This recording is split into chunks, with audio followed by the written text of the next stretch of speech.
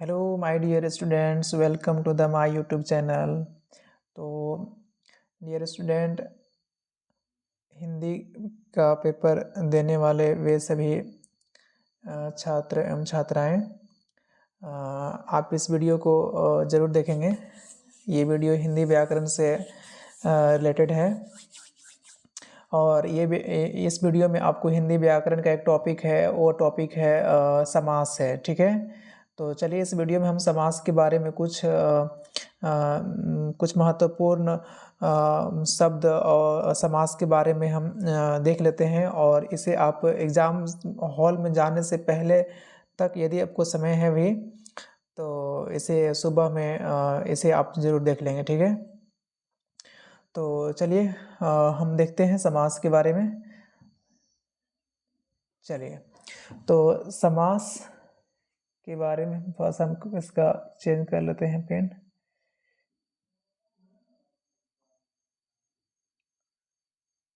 एक सेकेंड।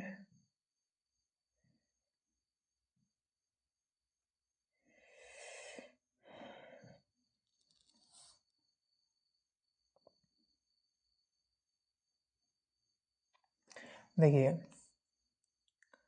समास, ठीक है, यही आपको मैं पढ़ा रहा हूँ। तो माय डियर स्टूडेंट, समास क्या है? परिभाषा के रूप में अगर थोड़ा बताऊँ तो इस प्रकार से हम परिभाषा कर सकते हैं कि दो या दो से अधिक शब्दों के मेल से बने नए सार्थक शब्द को समास कहते हैं। ठीक है, ये तो परिभाषा हो गया। तो खैर, परिभाषा आपको परीक्षा में नहीं पूछे जाएंगे। जैसे में समास का हम एग्जाम्पल देखा जाए तो प्रति, दो या दो से अधिक, प्रति जोड़ दिन, तो ये क्या हो जाएगा?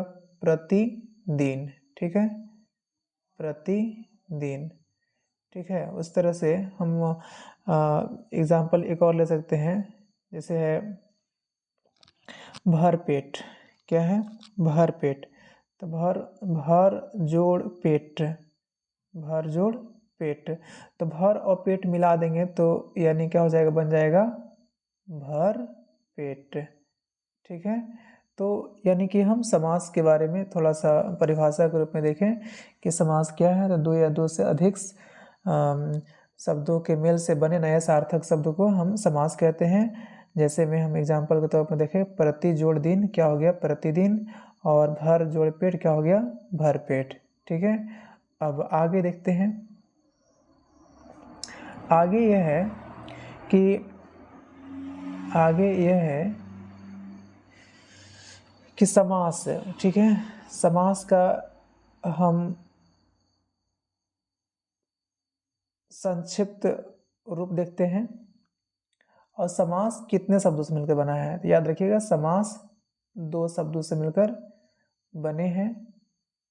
ठीक है, कितने शब्दों में मिलकर बना है? दो शब्द। समास, समास कितने शब्दों से मिलकर बना है?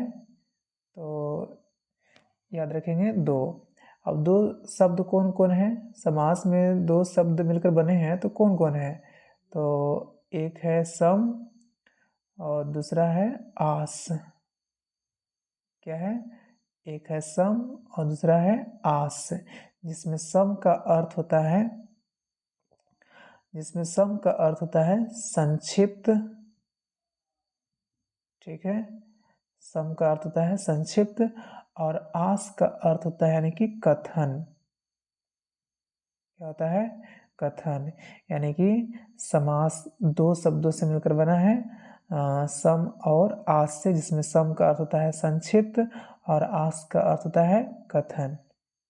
ठीक है डियर स्टूडेंट, तो हमने क्या देखा? समास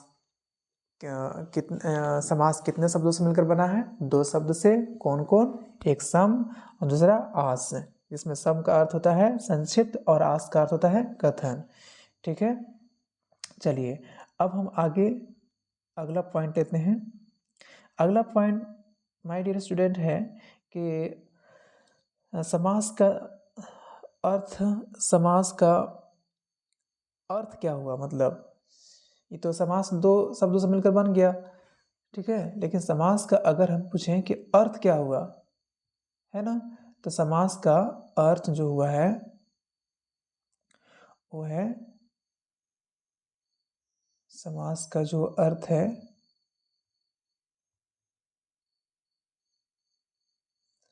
समास का अर्थ, समास का अर्थ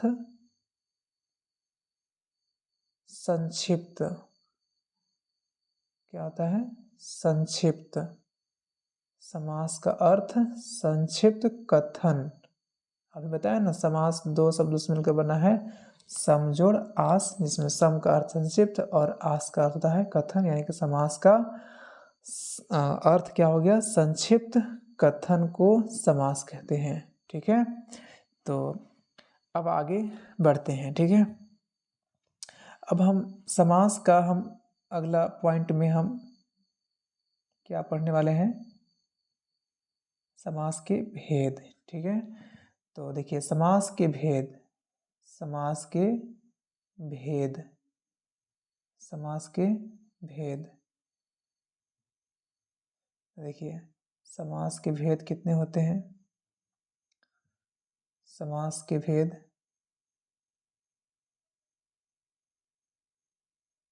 समास के भेद,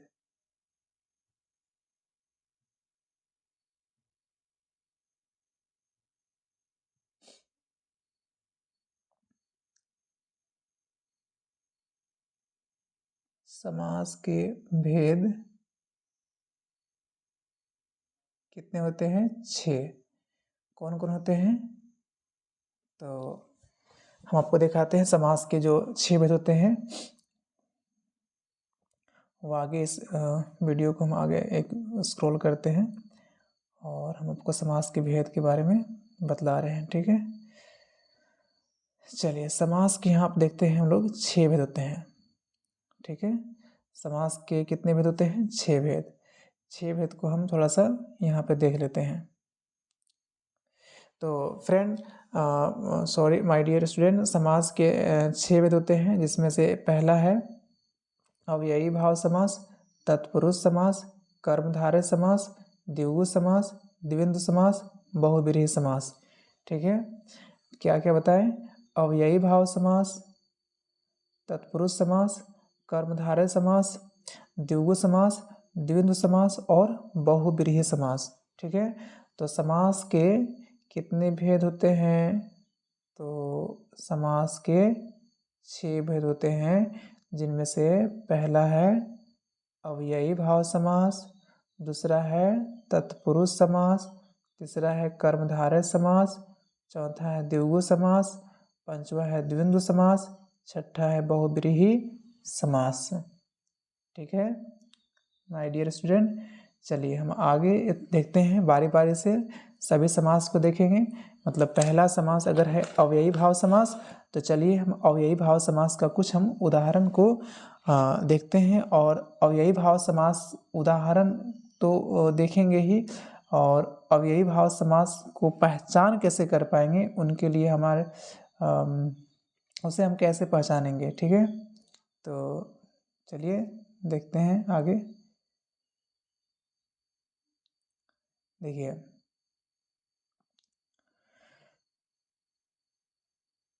थोड़ा सा अव्ययी भाव समास, बाकी और समास के बारे में थोड़ा सा देख लेते हैं। जैसे कि अव्ययी भाव समास है, तो अव्ययी भाव समास पदों के प्रधानता के आधार पर वर्गीकरण मतलब जो है इस प्रकार किया गया है। जैसे कि अगर पूर्व पद प्रधान है तो वह कहलाएगा अव्ययी भाव समास, उत्तर पद प्रधान है तो तत्पुरुष, कर्मधारय और द्विगु समास के होंगे।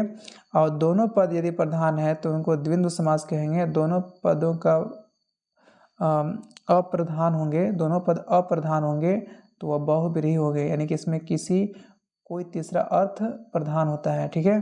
तो चलिए अब हम देखते हैं अव्ययी भाव समास को, पहले हम लोग देखते हैं, ठीक है, अव्ययी भाव समास क्या होता है।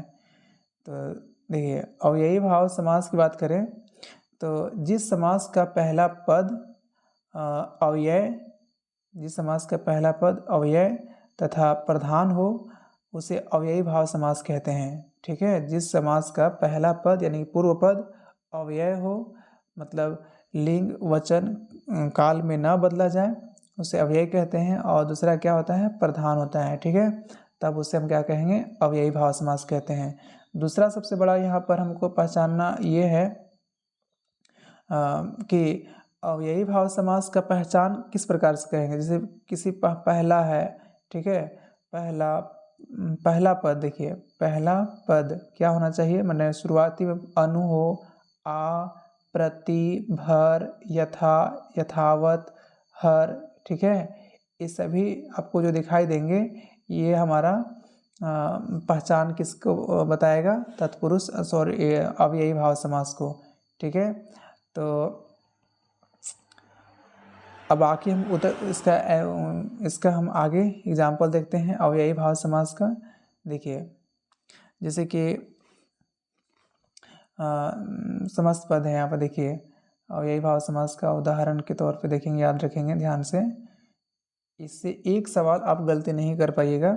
देखिए प्रतिदिन है, ठीक है, आजन्म है, यथासंभव है, अनुरूप है, भर पेट है, प्रतिकूल है, हाथों हाथ है। ठीक है, कैसा समास है, तो ये अव्ययी भाव समास है।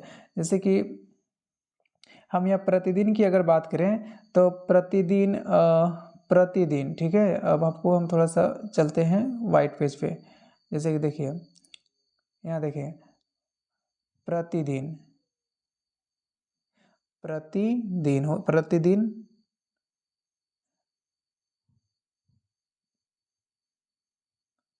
प्रतिदिन जो है कैसा समास है, तो हमने कहा कि अव्ययी भाव समास है।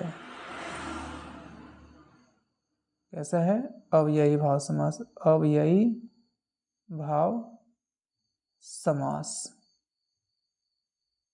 ठीक है, तो प्रतिदिन, ठीक है, प्रतिदिन, भरपेट, भरपेट, ठीक है, प्रतिकूल, प्रतिकूल,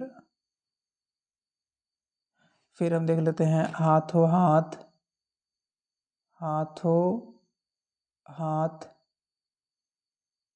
रातों रात, बातों बात।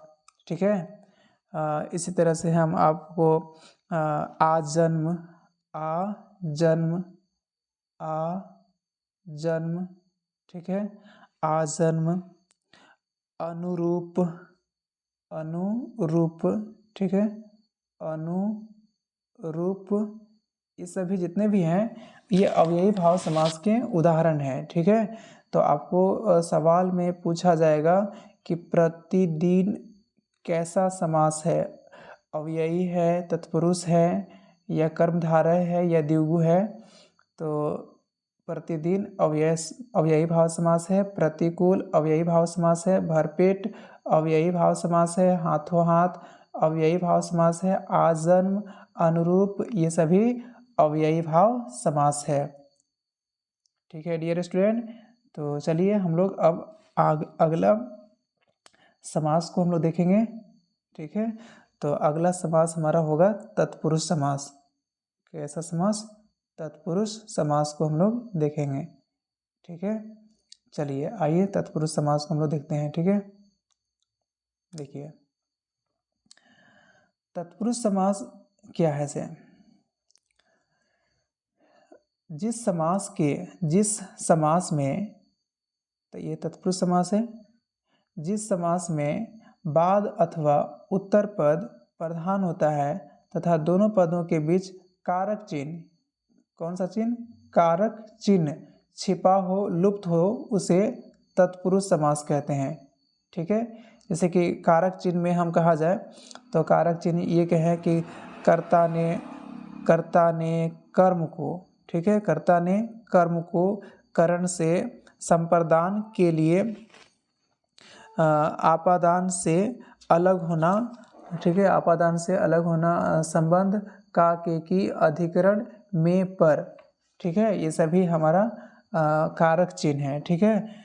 तो हम जिन दो पदों के बीच में कारक चिन्ह छिपा हो तो उसे हम तत्पुरुष समास कहते हैं, ठीक है। अब उदाहरण के तौर पर देखें, जैसे कि यहाँ पर राजा का कुमार, क्या है, राजा का कुमार। तो राजा कुमार क्या हो गया, राजकुमार। राजकुमार में हम इसका विग्रह करेंगे तो इसमें राजा का कुमार होगा, और का क्या है, कारक चिन्ह है, कारक चिन्ह है। धर्म ग्रंथ, तो धर्म ग्रंथ का हम विग्रह करेंगे तो धर्म अलग है, ग्रंथ क्या है, अलग है, तो यानी कि दोनों के बीच में कारक चिन्ह क्या है, का है, धर्म का ग्रंथ। रचनाकार, रचना को करने वाला, रचनाकार, रचना को करने वाला, रचनाकार, ठीक है। इसी तरह से हम तत्पुरुष समास के कई सारे उदाहरण हैं, ठीक है। अब हम देखते हैं तत्पुरुष समास के भेद, ठीक है, बारी बारी से देखेंगे।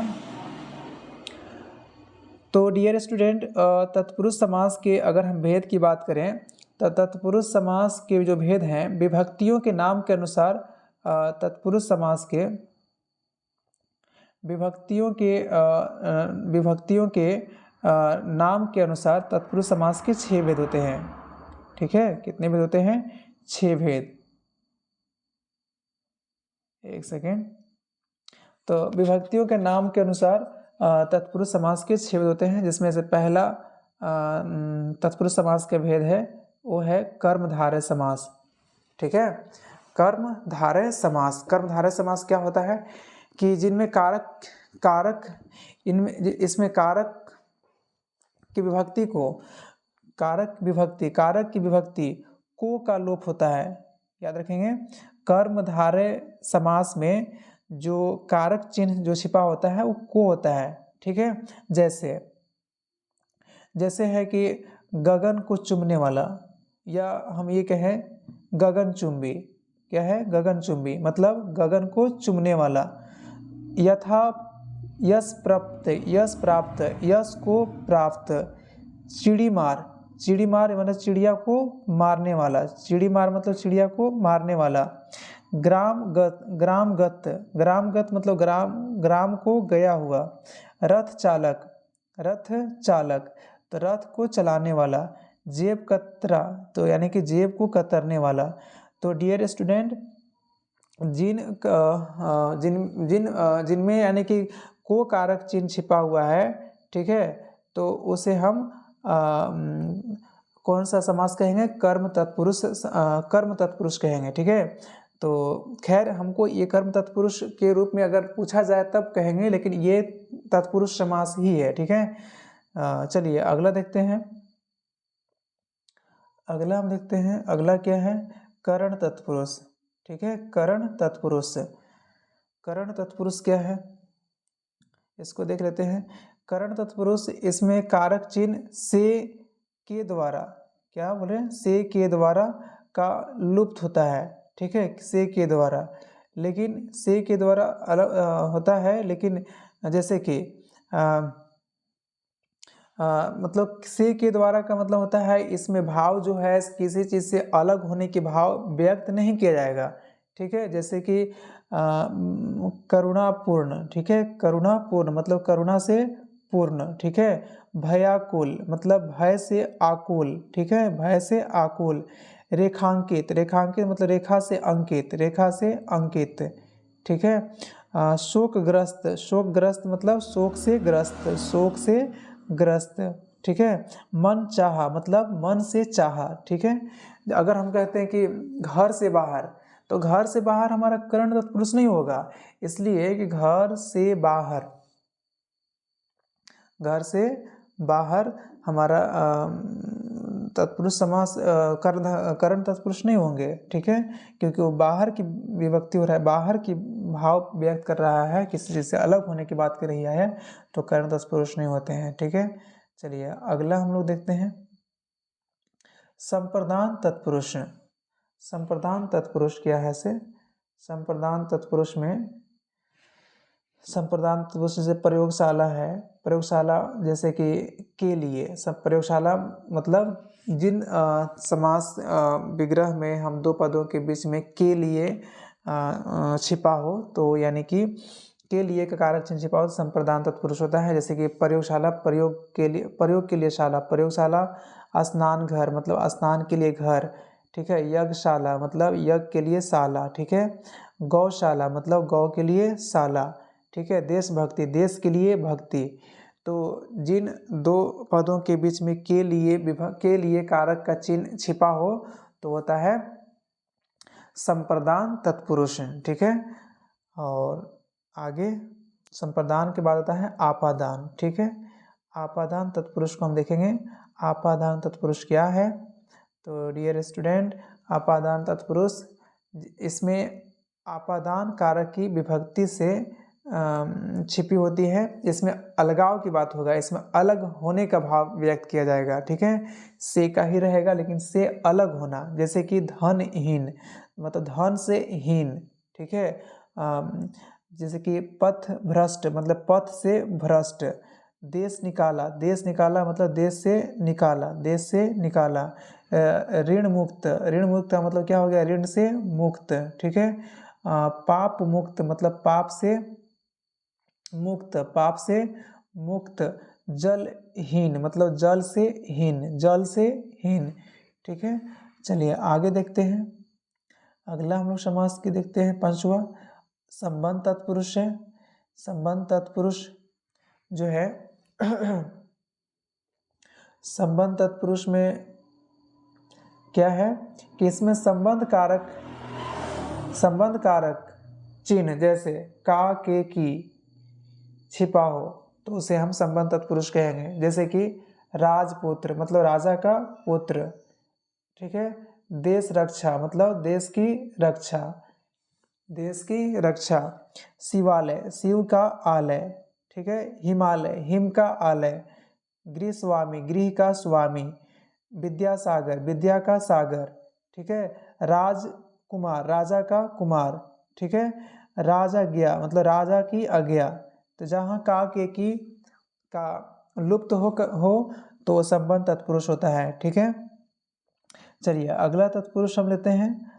अगला तत्पुरुष है, अगला तत्पुरुष का भेद है अधिकरण मतलब हमारा लास्ट ये होंगे तत्पुरुष समास के अंतिम भेद है क्या है? अधिकरण तत्पुरुष समास, ठीक है। जैसे कि अधिकरण तत्पुरुष समास में क्या होता है? में पर, जैसे कि शोक मग्न मतलब शोक में मग्न, यहाँ में है।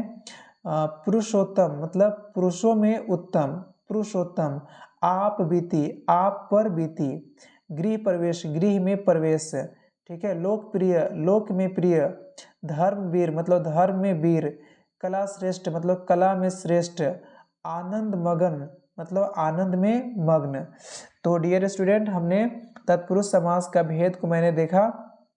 तत्पुरुष समास के कितने भेद होते हैं? 6 भेद होते हैं, जिसमें पहला कर्म तत्पुरुष, करण तत्पुरुष, दूसरा करण तत्पुरुष, तीसरा संप्रदान, चौथा आपादान और पांचवा है संबंध तत्पुरुष और छठा अधिकरण तत्पुरुष, ठीक है। चलिए अब हम लोग तत्पुरुष समास के भेद हम लोग देख लिया, ठीक है। तो फ्रेंड तो माय डियर स्टूडेंट, आपको अगर पूछा जाएगा तत्पुरुष समास के भेद क्या है, तत्पुरुष समास इनमें से कौन है, तो ये हमने जितना भी तत्पुरुष समास के जो भेद बताए हैं और उनका जो भी उदाहरण है वो सभी के सभी तत्पुरुष समास ही है, ठीक है। आपको अगर भेद ना पूछ करके हमसे पूछेगा आपसे कि तत्पुरुष समास कौन है, तो जितने भी अधिकरण का उदाहरण हो गया, चाहे संबंध का हो गया, चाहे तो करण का हो गया, चाहे संप्रदान का हो गया, वे सभी तत्पुरुष समास का ही उदाहरण है, ठीक है डियर स्टूडेंट। तो आगे बढ़ते हैं, फिर अगला समास हम लोग लेते हैं। देखिए अगला समास हम लोग कर्मधारय समास यानी कि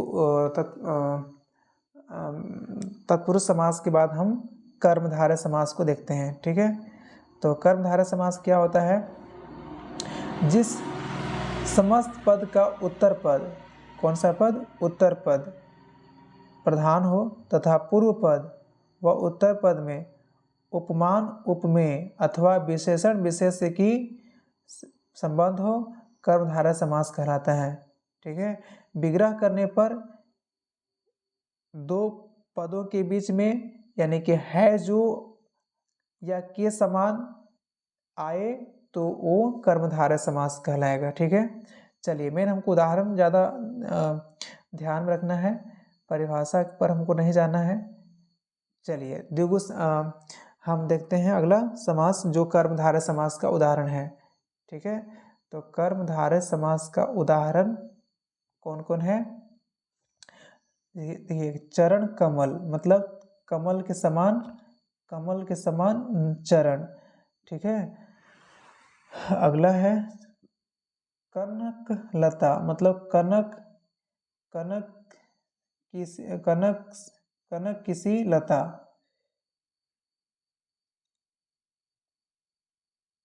कर्मधारय समास का उदाहरण है।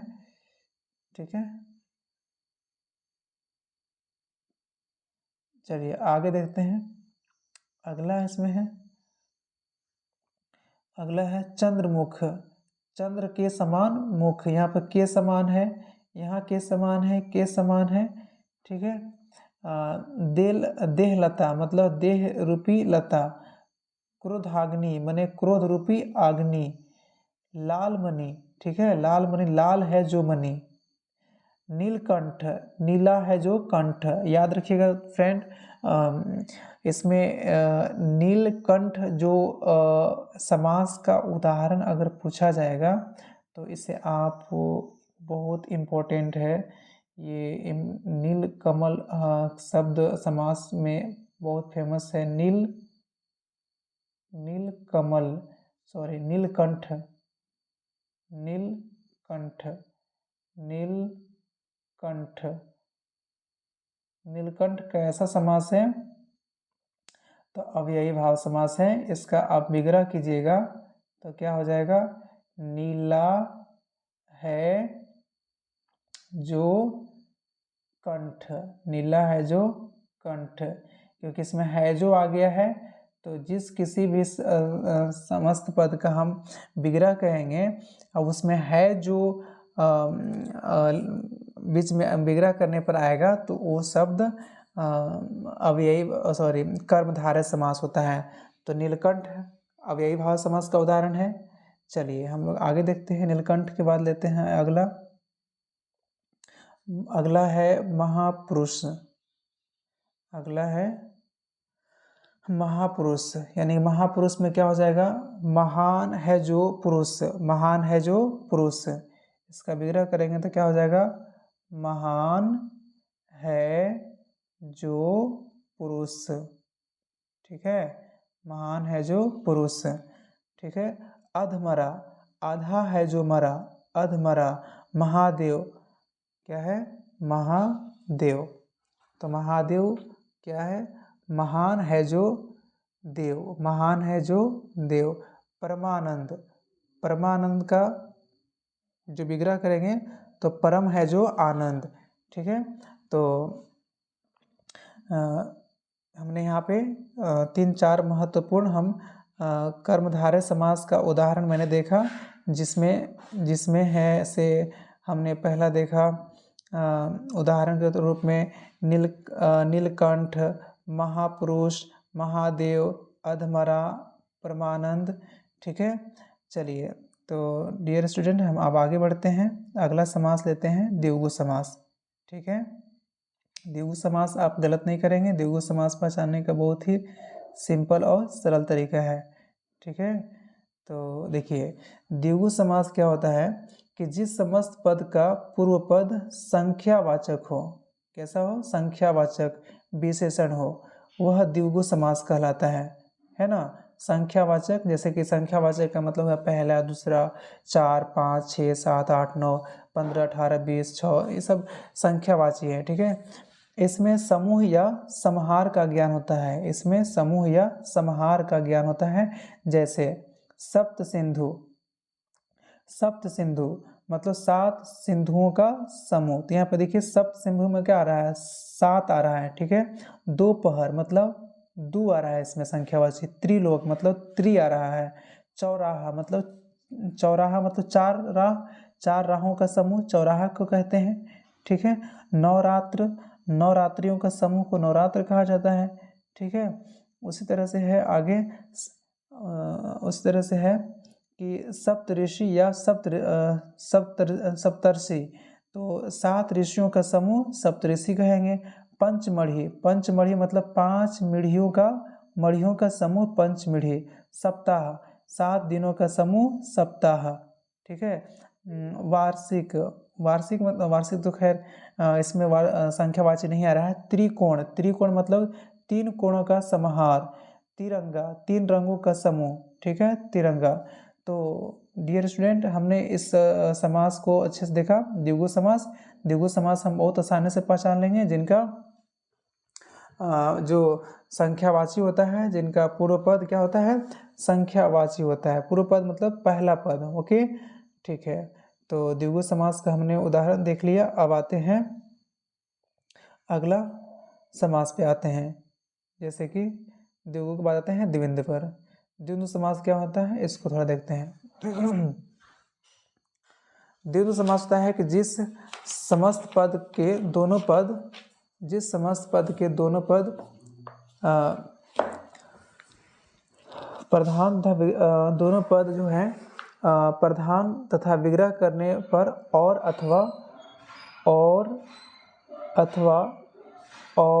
अथवा या एवं लगभग, ठीक है, और अथवा या एवं लगता है तो वह द्विंद समास कहलाता है। द्विंद समास का एक और सबसे खास पहचान है कि दोनों पदों के बीच में योजक चिन्ह लगा होता है।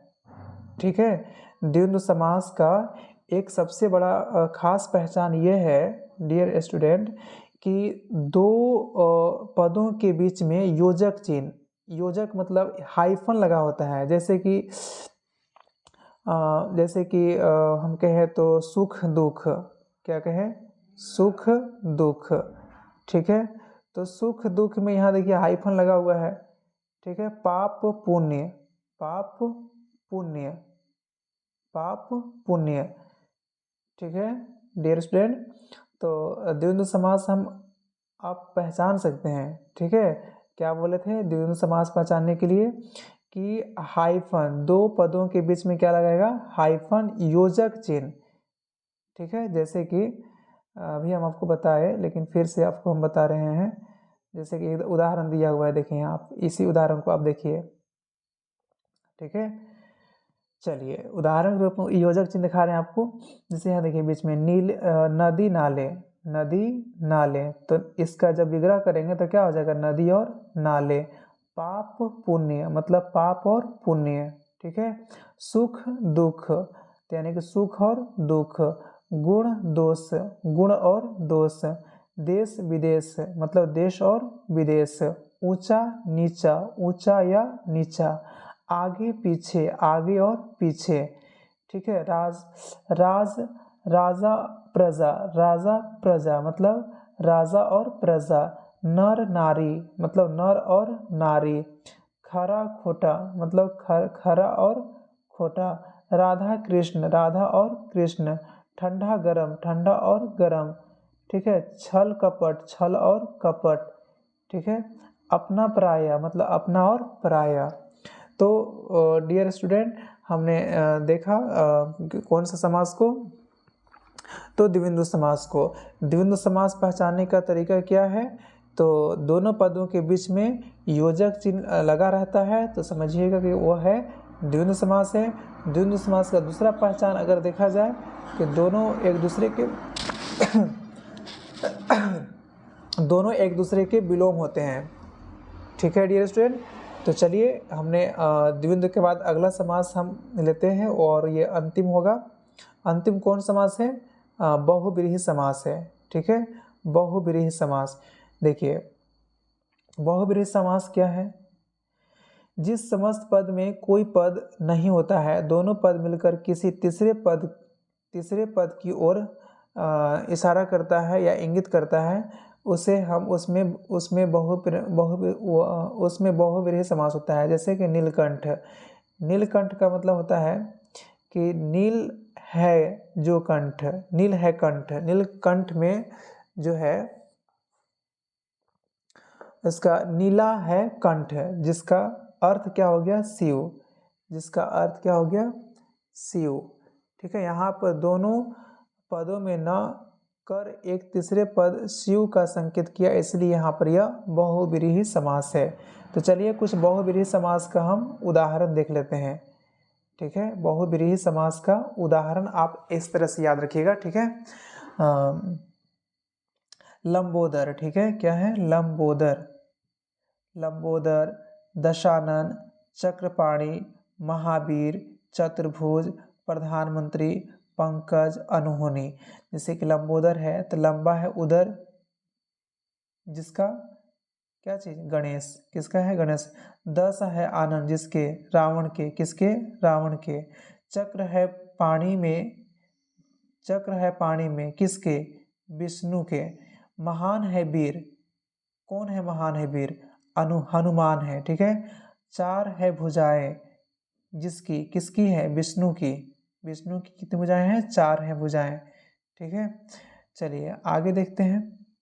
प्रधानमंत्री, प्रधानमंत्री भी आपका बहुव्रीहि समास है। जैसे मंत्रियों में प्रधान है जो, कौन, प्रधानमंत्री। पंकज, पंकज में कौन समास है, पंख में पैदा हो, पंख में पैदा हो उसे कौन है, जो, कमल है। अनहोनी, न होने वाली घटना, अनहोनी, कोई विशेष न हो। गिरिधर, गिरि को धारण करने वाला है जो।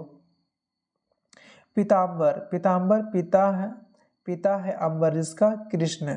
ठीक है, निशाचर, निशा में विचरण करने वाला, निशाचर। त्रिलोचन, त्रिलोचन,